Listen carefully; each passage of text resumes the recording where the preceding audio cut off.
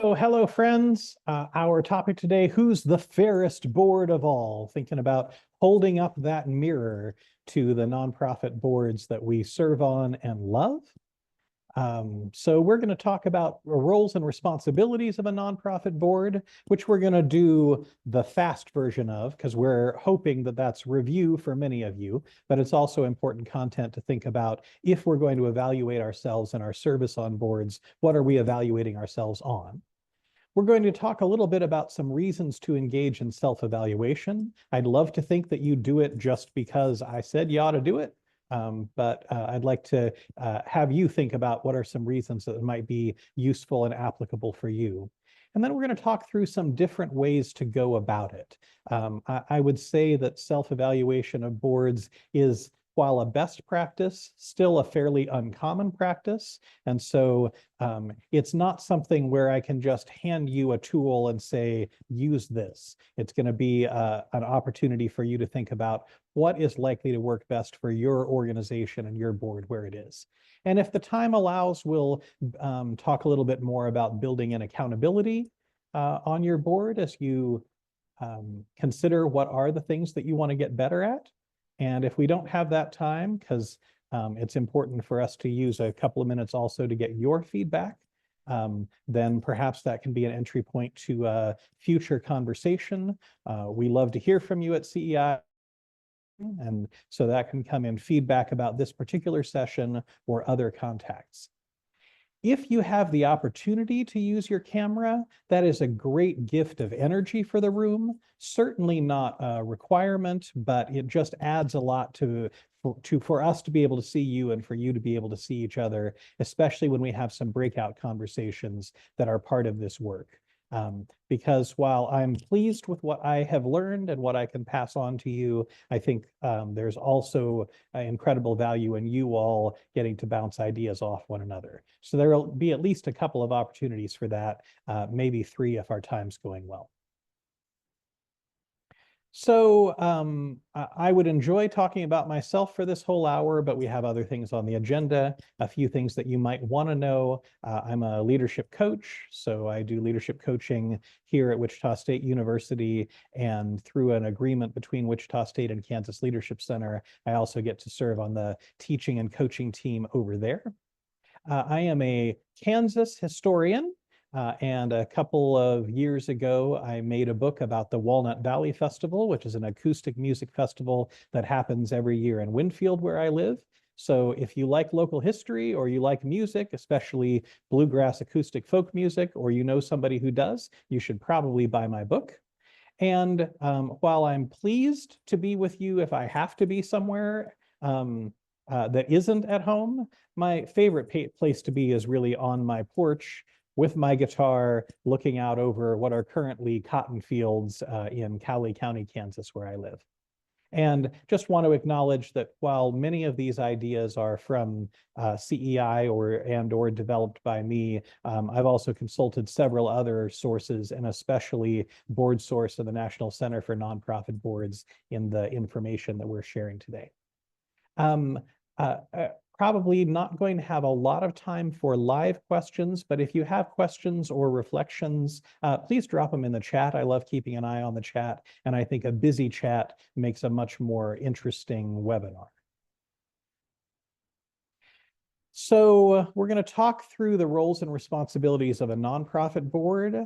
This might be a reminder if you are on or have served on a nonprofit board, or if you're a staff member of a nonprofit, somebody should have told you this when you got involved. So I'm hoping this is more review and reminder than introduction. But let's invest a few minutes anyway in walking through this. So it's a little bit of a cliche, but governing boards of nonprofits come in a variety of structures and compositions and areas of emphasis. But in a nonprofit organization, the governing board is always where the buck stops. And so even though many of us get on boards by somebody saying, you know what, we have a vacancy and you look like you have a little time, and it won't be that much commitment. And it's nice if you give us a little money, but you don't have to. And you can come to extra meetings, but you can just come to them. Like, those are the approaches we tend to step on. So we sometimes get invited onto boards without recognizing the responsibility and weight that we have. This is a reminder that if you're on a board, you are part of where the buck stops, and you are part of shared responsibility for governing that organization. And specifically, you have some responsibilities collectively as a board and individually as a board member. A couple that we're not going to talk about today, when you're thinking about yourself as an individual, is if you're a board member, it is assumed that you are an ambassador for the organization. What I like to tell boards when I get to work with them is you are responsible for being the biggest cheerleader for an organization externally, and you are responsible for being the fiercest critic of the organization internally. And as a board member, both of those roles are very important. And it is assumed to some degree that you're a volunteer for the organization. And depending on the size and complexity of your organization, you might really be a roll up your sleeves, kind of get in there volunteer, or you might be a stop in once in a while at an event kind of volunteer. But it's assumed that you're on the volunteer list. So that's all we're going to say about those things.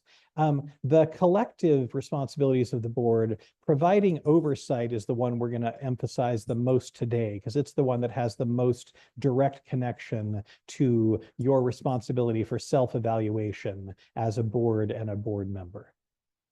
So to break these down just a little bit, when we're talking about those collective board roles, one of them is setting an organizational direction. So that means as a board,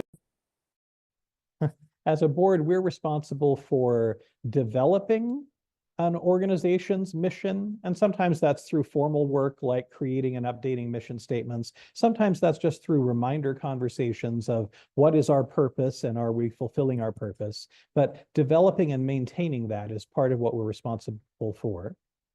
Setting strategic direction and doing long-term planning is a responsibility of a board. So generally speaking, here's how we're expecting to be working toward our mission, and what do we see coming down the road. Depending on the size and complexity of your organization, it's possible as a board member that you might consult on things that are more immediate. So your organization might call it a mission plan or a program of work or a tactical plan. But that's definitely in the may category. And if you're an organization that has significant staff resources, you're less likely to be doing that kind of work. But setting organizational direction is part of our responsibility for those of us who serve on nonprofit boards. Board role number 2, we're going to break down just a little bit more, and it's ensuring adequate resources. So we're probably going to say a couple of impolite things today. Here's the first one. If you're a board member, even though maybe people didn't tell you that when they said, well, we just meet on Tuesdays once a month, it's not that big a deal. You have a responsibility to ensure that there are adequate resources for the organization to make progress on its mission. So some of your work as a board member involves identifying what are those resources. And if you have staff, sometimes that's really just about listening to your staff. If you have less staff or no staff, that might be work that you're doing more directly. Establishing some policies for how you're going to acquire those resources. And that could take us down a long tangent that we're not going to go on today. Could be a topic for a future conversation. And this is important. It's your responsibility to determine how board members will participate in that resource development. And so we're talking about 2 big tracks here. One of the parts of ensuring resources is ensuring adequate human resources. If you are connected to a nonprofit that has, I'm seeing some frozen boxes. Are you still hearing me, Zane? Yeah, I still hear you, Seth. Okay. So I'm just going to assume those are board people and not internet frozen people. So if you are part of an organization that has staff, what this mostly looks like is selecting the chief executive, whatever you call that person's title, supporting that person. Again, you're a cheerleader for the organization, evaluating that person. So again, you're responsible for being a tough critic. And if necessary, this isn't the part of board service that any of us likes, removing the chief executive. A reminder, if you are serving on a nonprofit board that has staff resources, all other staff report to that chief executive, not to you as a board member. So they may be subject matter experts or resources for you, but your responsibility for ensuring resources doesn't involve selecting or evaluating them. And then the even less polite part of this conversation, your board role related to adequate resources also includes financial resources. So the board participates in various ways. It is an expectation, and if it hasn't been voiced in your organization, you can be the brave one to do it first. Every board member contributes every year. There are some organizations where you're also setting minimum contributions. You're either going to give or raise this much. That may or may not be part of your organization culture, but assume you're going to write a check every year.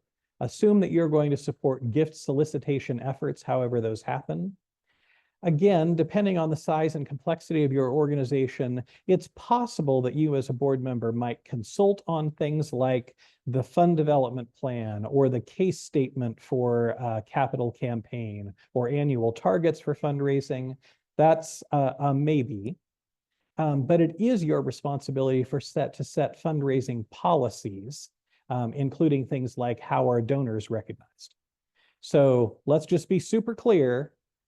It's always the board's responsibility to ensure adequate resources for the organization to be financially viable. Or as the director of a nonprofit that is particularly close to my heart reminds us regularly, no money, no mission.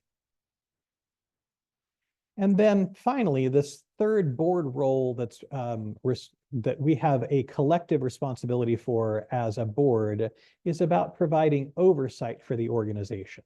And again, several of these we could go down pretty long roads for, and we're going to choose not to do that today.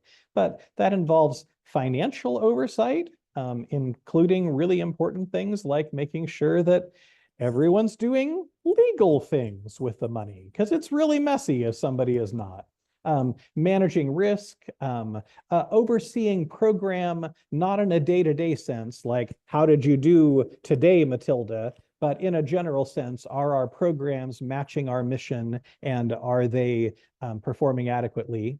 Legal and moral oversight, which is a really squishy but important conversation. Again, evaluating of the chief executive or equivalent. And here's where we get to today. Self-evaluation or peer evaluation of the board. So it is part of your collective responsibility as a board to make sure this kind of evaluation happens because your role's really important. And most of you are in or have been in the workforce. We know in the workforce, important roles get evaluated, at least in some kind of annual sense. That needs to be true for these critical governance volunteer roles as well. So here's our first opportunity for you to talk to one another for about 5 minutes. And I'm going to ask Zane if you could get these questions in the chat so that they're easier to refer to. But please discuss for about 5 minutes with a few other people who are going to be your new best friends in the world. How well does the nonprofit board you are closest to understand its responsibility for self-evaluation? And what are some reasons that self-evaluation is an expectation of boards? And please be ready to share some of those reasons that this is an expectation when we return. It'll probably be mostly in the chat. And don't be afraid to state what you think is obvious, because this is, as I say, a best practice, but not as common a practice as I'd hope it would be. And so stating those reasons, even if they seem obvious to you, may be useful to somebody else in making the case. Welcome back, friends. Let's get just one or two voices out loud and as many as you like in the chat. What are some reasons that you discussed that self-evaluation is an expectation of nonprofit boards? And again, don't be afraid to state what you think is obvious.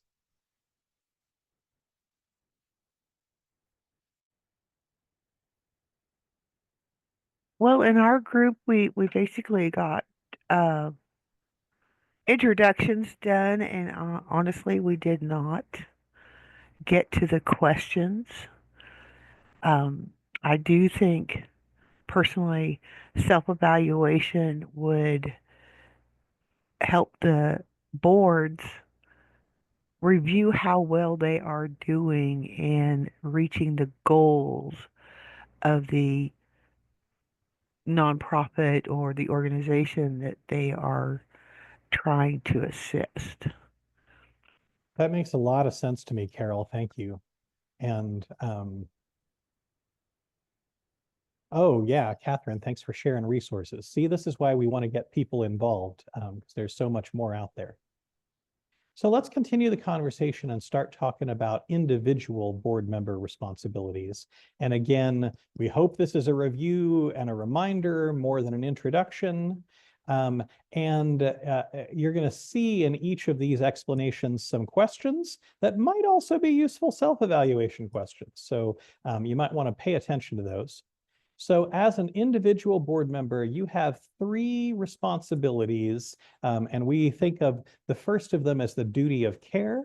So this is your legal responsibility, and I don't want to be over dramatic about legal responsibility, but it's legal responsibility to participate actively in making decisions on behalf of the organization and to exercise your best judgment while you're doing so. So some things that tell you you're on the right path for the duty of care. I read my minutes. I read and understand the financial reports.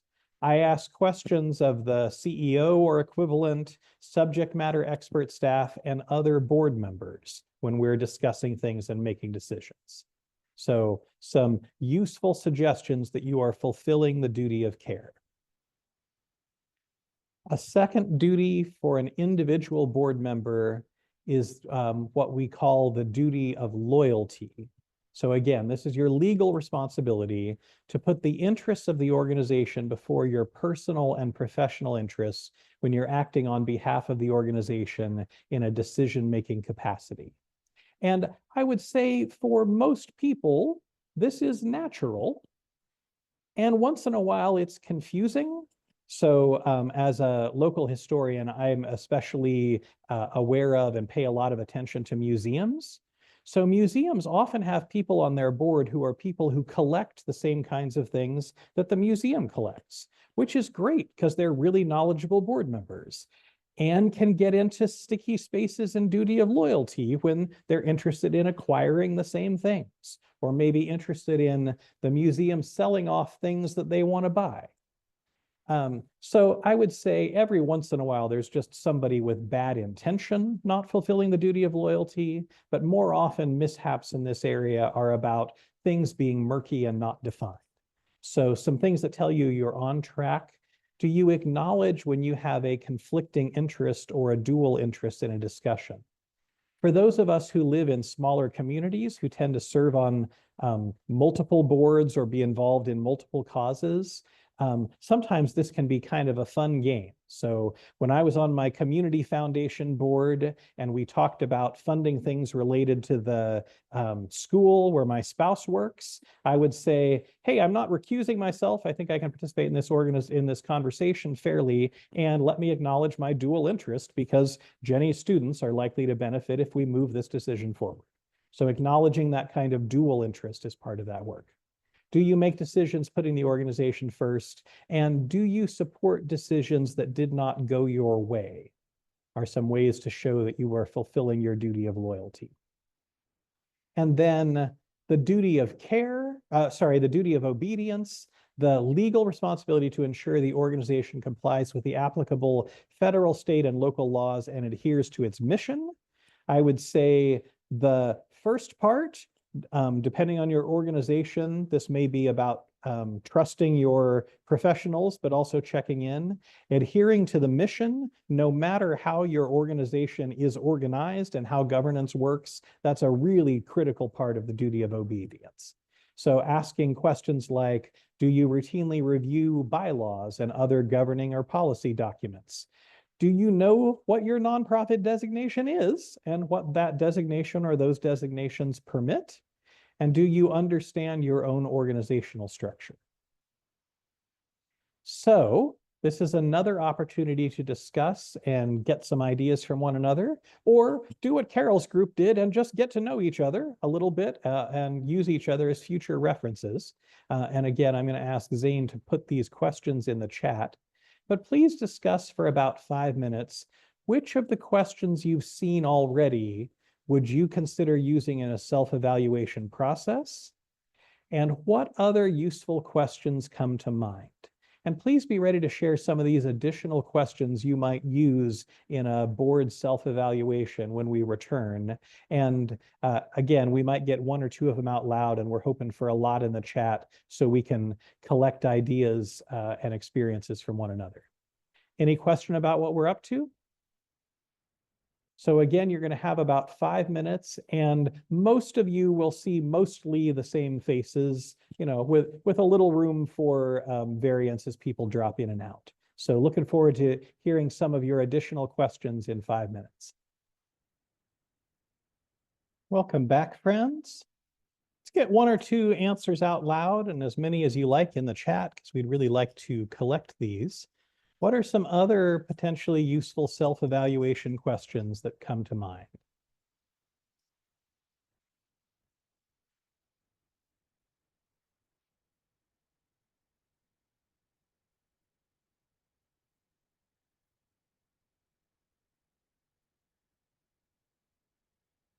Our group talked about helping the board applicants understand what the expectations are before they actually get on the board, and just understanding that this is going to be an expectation, like this is what's like the duty of responsibility, loyalty, obedience that you talked about, but then also like, can you commit to this before you're even on the board? And I think that would help with the like the self-evaluation as they move forward. I think that's really wise, Brenda. Kristen, were you jumping in there? So we kind of talked about more of that process aspect with self-evaluation and looking at how are our processes working around like maybe minutes. So can you fulfill those duties if your processes aren't meeting the way for you to do so? Yeah, absolutely. And I think for some organizations, starting with things like that are pretty technical and observable is a good place to start and then continue building. So let's talk about some ways that you might go about self-evaluation as a board. And as I mentioned, I'd love to just say, here's our favorite resource, use this. And it's not that easy. So the good news and the bad news is if you're not doing this or you're not doing much of it, you're going to need to do some collective work to figure out how you're moving toward a little more self-evaluation. And a couple of key questions are, what's your tolerance for feedback? And what board responsibilities do you want to emphasize? So it might be really focusing on things like, are we doing those things like making sure we're producing good, accurate minutes and are making sure that we're understanding our financial reports? So one way to do this, and I'd say the one that I see most often currently working, is a whole board evaluation once or twice a year. Some kind of committee, maybe an executive committee if you use an executive committee, but some kind of committee creates or selects an evaluation form or some evaluation criteria. And the questions tend to be about how the board operates collectively. And then individuals complete and turn in that evaluation. And then there's a board discussion of the compiled results. So it tends to be relatively anonymous and more about those collective board duties and some of those board functions and month-to-month kinds of responsibilities. So Some reasons to use a whole board evaluation approach. Yeah, Carol, in some ways it's a survey.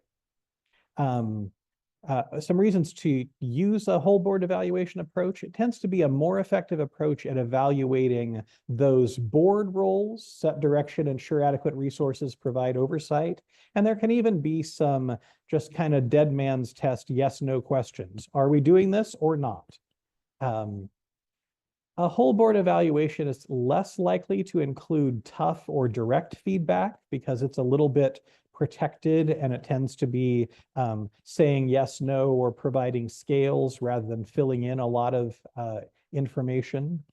But it's also useful because it's primarily numerical in most of the ways that I've seen it. It can create a benchmark and ability to track results over time. So even as board members come and go, you have some sense of how's the board doing. Kristen, I love that question. If you're a board that identifies itself as a working board, what does that mean to individual board members? I think you could have that conversation even if you weren't engaging it, connecting it to a specific evaluation process. Individual board self-evaluation is another approach. So what this usually looks like is, again, some kind of committee or task force creates or selects an evaluation form or some criteria that is more focused on how individuals are performing. And so I tend to see questions like, how well are you preparing for individual board meetings? How well do you understand the conversations that are going on? How much are you contributing? How much are you leaving space for others? Those kinds of things. Usually the process then is for individuals to complete on their own. And sometimes there's a follow-up where people will discuss their results or their learnings, but it tends to be more optional and more about board members doing their own work. Some reasons to use an individual self-evaluation process is it can be more effective at evaluating those individual board duties, so care, loyalty, obedience. Something that can be a strength or a weakness, it relies on individuals providing their own self-feedback, which may not be as tough or direct. We all, because we're human beings, tend to rate ourselves on our intentions more than our results. And if you're on a board, I'm confident your intentions are good. Your performance may or may not be. Something that I like about it, though, is it can reconnect board members to their purpose for serving. Aaron asked the question, is it appropriate to combine these approaches? Yeah, absolutely. The little bit of caution I'd offer is if this isn't a habit of your board so far, it can be overwhelming to go from we're not really doing anything to we're going to do everything.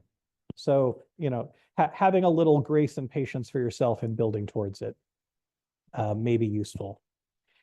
And then peer evaluation is something that I've only known one organization to do, and they kind of did it on a team level, and I thought it was badass. So I'm offering it here, recognizing this is probably varsity level work.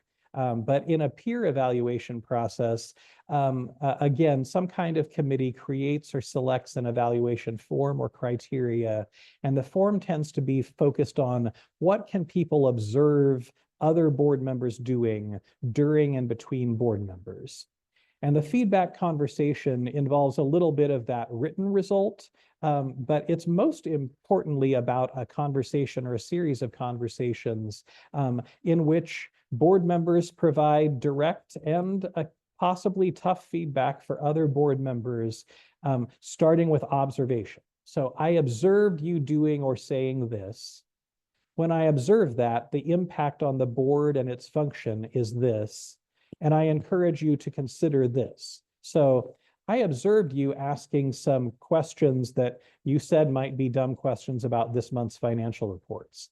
The impact on the board is greater understanding and continuing to share the message that we all need to leave those meetings understanding what's going on.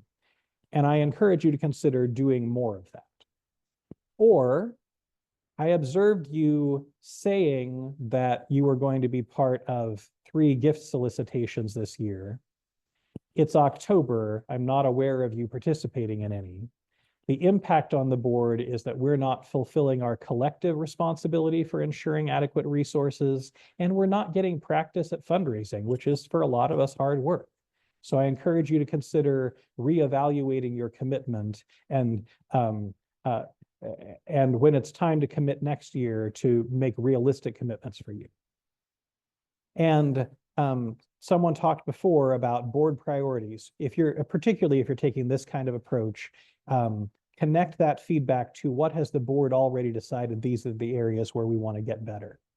So the peer evaluation might be more effective at evaluating what board members actually do or say.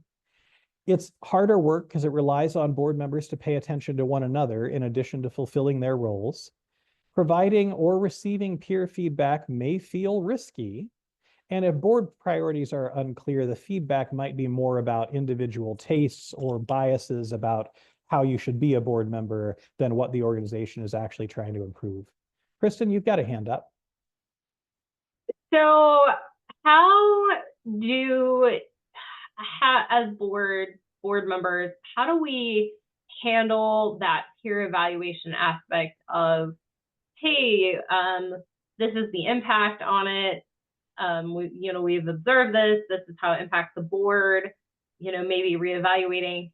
And I could just see a person be like, okay, fine, then I quit and I don't need to be here. And then you're like, oh, now we don't have enough board members to meet our bylaws, or like, how do you navigate those conversations that, especially for, some organizations are really kind of like struggling just even having board members, Well, if there were one clear answer, I'd tell you. But what I will say is, the peer evaluation style evaluation is varsity level work, and your organization may not be there yet. But the other thing that I'd say, and it's impolite to say, is if you have board members who are continuing to participate on the board as leverage for getting to do what they want instead of what the board calls them to do, you might be better off navigating that vacancy than keeping that board member on. And that's super hard to say right now. I'm doing some consultation with an organization in my community that's really fighting that. All our volunteers and board members were of a certain generation. They all left pretty quickly.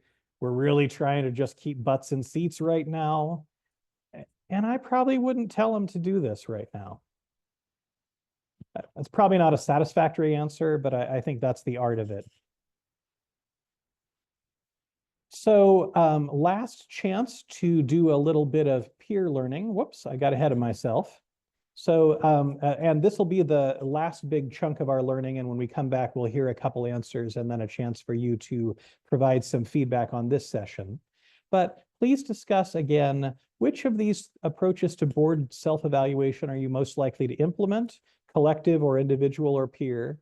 And what ideas do you have about how you will customize it for your situation? And within the space we have when we come back, we're especially interested in hearing what are some of those ways you might customize. Everybody clear on what we're up to? We'll see you back here in about 5 minutes. Welcome back for the last time. My hope is your breakout groups have led to some new best friends and colleagues. Probably there will be future weddings because of it, but I hope that was useful time for you. Let's get one answer out loud and as many as you like in the chat. How will you customize a self-evaluation approach for your situation?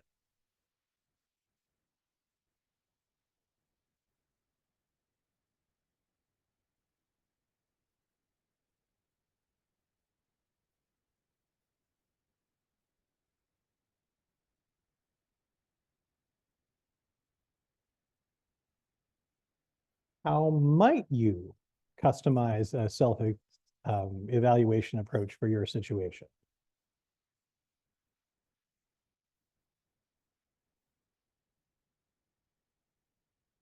Really appreciate what's popping up in the chat. Annual evaluations of board performance and individual performance to gauge where individuals are. Requirement for board members. If government appointment, those descriptions of duties could be listed on the legislature website.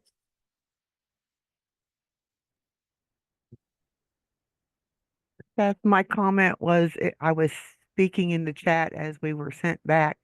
Someone uh, was it, I believe it was Tyranny that stated getting the job descriptions of each board member. And I was stating, I know that for the CMS boards that I have been on, they have specific CMS guidelines within the Medicaid Yeah, absolutely, Carol. CFR 42. A little government information, but if a board member is just not understanding what they're supposed to do, maybe there's already descriptions out there that meet what each board member should be doing. Yeah, depending on the kind of organization you're serving on, that may be baked in already for those of us who've served on FQHC boards or other things that have connections to CMS. Yeah, that may be there. And if your organization doesn't have that baked in, creating position descriptions for your board members is another thing that gives you something to evaluate against. So lots of other good stuff happening in the chat. Zane, we're also trying to learn and collect feedback. Yeah, so thank you all so much for attending this session. I'm going to put a link to our evaluation in the chat, and we would really appreciate if you shared your feedback on how this workshop went. We want to know how we're doing. We're always looking for ways to improve the workshops to be more effective and engaging. We've also included a place that you can tell us what type of topics and trainings would be helpful for you and your organization in the future. So in previous surveys, we heard that organizational development would be important, and that helped us create the current series that we have now. Next week, we have a couple of folks from CEI, Carrie Weed and Howard Keim, and they're also going to be talking to us about boards and how to have generative conversations with board members. So I encourage you to register and attend that one as well. And then after that, we have a few other workshops on organizational development with Percy Turner. So a great opportunity for you to get some good information here. And as Seth said, Howard and Carrie are awesome. They do a lot of work with boards around Kansas too. So please join and learn from them and share this opportunity with your friends. That evaluation is in the chat. Just click on it. It shouldn't take too long to pull up and take it. And thank you so much for being here. This recording will be on our YouTube page soon. We appreciate seeing you. Hope you have a good day and get to implement some of these good ideas into your board work.